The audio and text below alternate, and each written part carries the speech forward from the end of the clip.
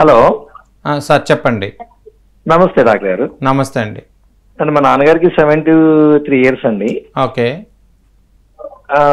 73 years అండి. అయితే ఆయనకి ఈ మధ్య మోకాళ్ళ నొప్పులు వచ్చినాయండి బాగా. అంటే ఒక 5 ఇయర్స్ నుంచి ఉన్నాయండి. ఇప్పుడు ఏంటంటే ఒక 3 మంత్స్ బ్యాక్ నుంచి సడన్ గా కాలు నడక ఆగింది అండి. కొంచెం తగ్గిపోయింది బాగా. ఇంట్లోనే నడుస్తుంది. అంతకుముందు ఆయనే బస్ ఎక్కేసి వేరే ఊరు వెళ్తాం కానీ అలా చేసేవారు. ఇక్కడ లోకల్ డాక్టర్ గారికి చూపిస్తే ఆర్థోపెడిక్ ఆయన ఏమన్నారంటే కాళ్ళల్లో అరిగిపోయినాయమ్మా, గుజ్జు అరిగిపోయింది, దానికి ఇంజక్షన్ చేస్తాం స్టెరాయిడ్ టెంపరీగా అన్నారు. అదైతే వద్దండి మాకు అని పిఆర్పి థెరపీ గురించి అడిగామండి. అది ఇట్లా ఈ మధ్య వస్తున్నాయి కదా సార్. అవును.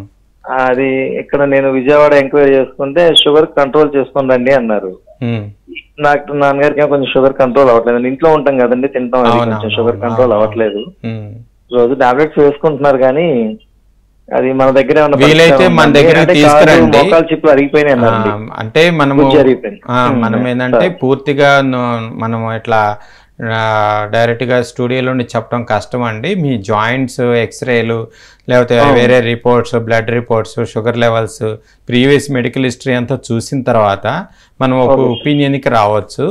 వీలైతే మీరు ఒకరోజు మీరు సంప్రదించినట్లయితే మేము ఏమాత్రం దాన్ని మనము తగ్గించగలమో మేము చెప్పగలుగుతాము. పూర్తి అవసరమైతే మీకు షుగర్ తగ్గించడంతో పాటు మీకు ఆ మోకాళ్ళ నొప్పులు కూడా మనం అంటే ఒకవేళ ఇనిషియల్ స్టేజ్లో ఉన్నట్టయితే అందరికీ అరగాలనేం లేదు, వయసు పెరిగినంత మాత్రాన పూర్తిగా అరిగిపోవాలనేం లేదు.